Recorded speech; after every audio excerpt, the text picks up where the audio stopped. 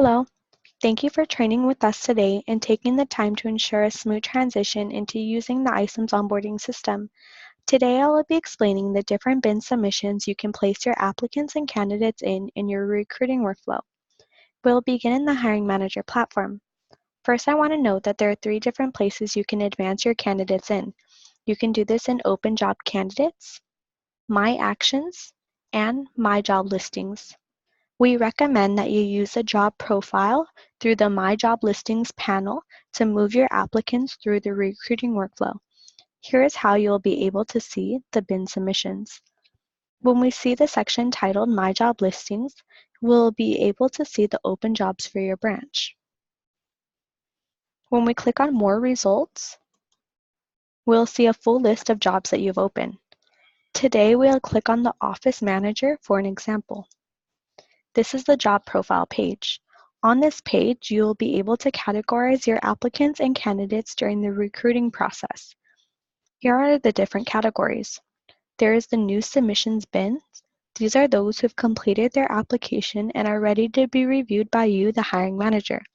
And there is also the hiring manager review bin. These are those who have been reviewed by you, the hiring manager, and have been placed in advancement bins. There is also the offer bin.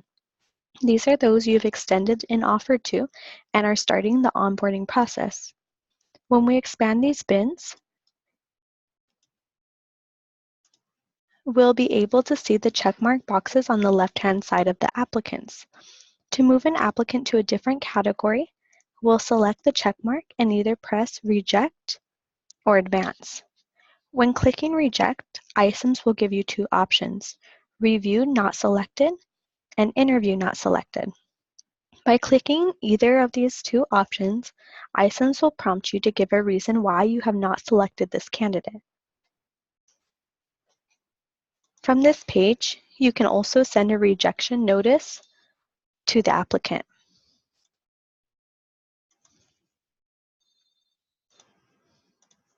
When clicking Advance, iCIMS will give you 4 different advancement options in which you can place your candidate in. Let's look at these one by one. When we advance a candidate to the Interview Scheduled bin, iCIMS will prompt us to schedule an interview. From here, you can pick the date, the time, the place, and then you can send an email straight from this page to your candidate. You'll be able to link your Outlook calendar to your iCIMS profile so you can look at your availability when scheduling an interview. We have provided step-by-step instructions on how to do so in your iCIMS 101 training packet. Once the interview is completed, you can move your candidate to the Interview Completed bin. This will prompt you to give an explanation. Here you can put notes on the interview or any concerns you may have. This is completely optional. Another bin you can place your candidate in is the Decision Pending bin. Like the Interview Completed bin, you'll have the option to give a brief explanation that you can reference at a later time. Finally, there is the Launch Offer Approval bin. When you are ready to hire the candidate, you will choose this option. When clicking this bin, it'll prompt you to fill out the Offer Details tab before requesting approval on this new hire. We'll cover this in detail in a later video. Let's go back to your dashboard.